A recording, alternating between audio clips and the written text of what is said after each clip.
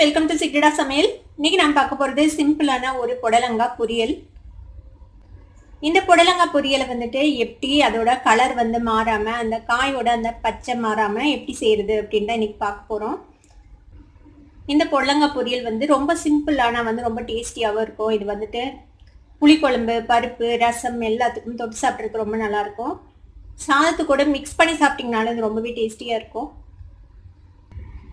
சரி வாங்க இந்த டேஸ்டியான புடலங்காய் பொரியல் எப்படி செய்யலாம் அப்படின்னு பார்க்கலாம். 300 கிராம் அளவுக்கு புடலங்காய் நான் வந்து வெட்டி வச்சிருக்கேன். இந்த மாதிரி உள்ள வந்து விதை வந்து ரொம்ப முத்தலா இருந்ததுன்னா நீங்க எடுத்துருங்க. பிஞ்சா இருந்தா நீங்க அப்படியே போடலாம். இதுல கொஞ்சம் விதையா இருந்தது, அதனால நான் எடுத்துட்டு இந்த மாதிரி கொஞ்சம் சின்ன சின்ன நீளங்களா இந்த மாதிரி வெட்டி வச்சுக்கோங்க. அது போக கொஞ்சமா வெங்காயம், ஒரு பாதி அளவுக்கு வெங்காயம் இந்த மாதிரி பொடியை நறுக்கி வச்சிருக்கேன். பச்சை மிளகாய் உங்க காரத்துக்கு தகுந்த அளவுக்கு. நம்ம காரத்துக்கு வேற எதுவுமே ஆட் பண்ண போறது இல்லை, பச்சை மிளகாய் காரம் மட்டும்தான். பச்சை மிளகாயை இந்த மாதிரி நீளமா போடுங்க.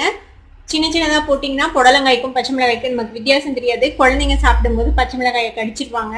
அதனால எப்போதும் பச்சை மிளகாவை இந்த மாதிரி எடுத்து வெளியில போட்டுக்கிற மாதிரி பெருசா போட்டுக்கோங்க.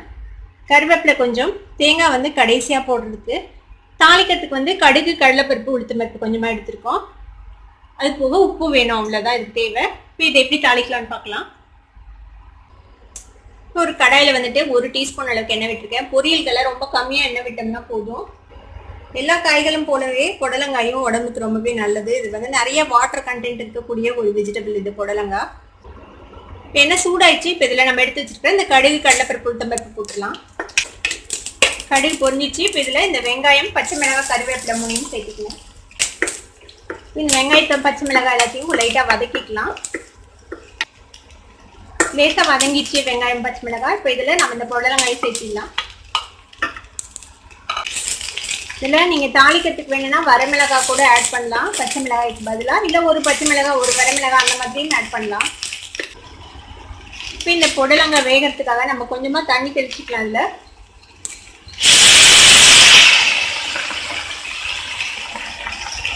நிறைய தண்ணி விட தேவையில்லை, லேசாக தெளிச்சு விட்டீங்கன்னா போதும். அதுலேயே வெந்துடும் இந்த புடலங்காய். அது கொஞ்சம் பிஞ்சான காய் தான், அதனால சீக்கிரம் வெந்துடும். இது கொஞ்சம் வேகட்டும். ஒரு பாதி அளவு வெந்ததுக்கு அப்புறமேட்டு இதில் உப்பு சேர்த்திக்கலாம். இதை ஒரு மூடி போட்டு மூடி இப்படியே அந்த ஸ்டீம்லேயே அது வேகட்டும். ஒரு 2-3 நிமிஷம் இது வேகட்டும், அது வரைக்கும் வெயிட் பண்ணலாம். இப்போ ஒரு 3 நிமிஷம் பக்கமாக வெந்திருக்குது. இப்போ நம்ம ஓப்பன் பண்ணி பார்ப்போம். இன்னும் வேகணும், பாதி அளவு குக் ஆகிருக்குது. இப்போ இதுக்கு தேவையான அளவுக்கு நம்ம உப்பு சேர்த்திக்கலாம்.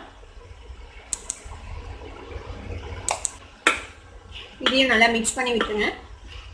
திருப்பி இதை மூடி போட்டு இன்னொரு 5 மினிட்ஸ் இப்படியே ஸ்லோ ஃப்ளேம்லேயே குக் பண்ணலாம். இன்னும் தண்ணி இருக்கு பாருங்க, நம்ம தெளிச்ச தண்ணி. அது போக இந்த புடலங்காவும் தண்ணி விடும், ஏன்னா இதுலேயும் வாட்டர் கண்டென்ட் நிறைய இருக்கும் புடலங்கால. இப்போ மூடி வச்சிடலாம். திருப்பி ஒரு 5 நிமிஷம் ஸ்லோ ஃப்ளேம்லேயே வேகட்டும்.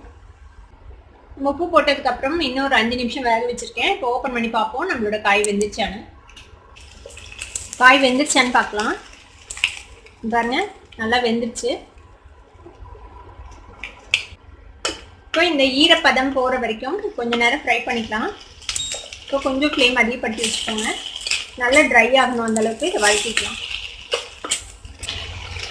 இப்போ புடலங்காய் இறக்கிறதுக்கு முன்னாடி கொஞ்சம் பெப்பர் பவுடர் போட்டுக்கலாம். இது மிக்ஸ் பண்ணி விட்டுருங்களா. ரொம்ப ஓவராக குக் பண்ணிங்கன்னா அது மேஷ் ஆகிடும் புடலங்காய். இதுக்கு மஞ்சள் பொடி போட்டும் தாளிக்கலாம்.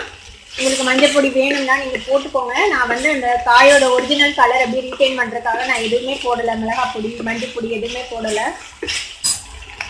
பாருங்க, தண்ணி ஃபுல்லாக சுண்டிடுச்சு. இப்போ காய் நல்லா வெந்துருச்சு. இப்போ இதில் நம்ம எடுத்து வச்சுருக்க இந்த தேங்காய் போட்டுக்கலாம். தேங்காய் வந்து உங்களோட விருப்பம் தான், எவ்வளோ வேணுமோ அவ்வளோ போட்டுக்கலாம். நிறைய போட்டிங்கனாலும் நல்லாயிருக்கும். தேங்காய் வேண்டாம்னா நீங்கள் அவாய்டும் பண்ணிக்கலாம்.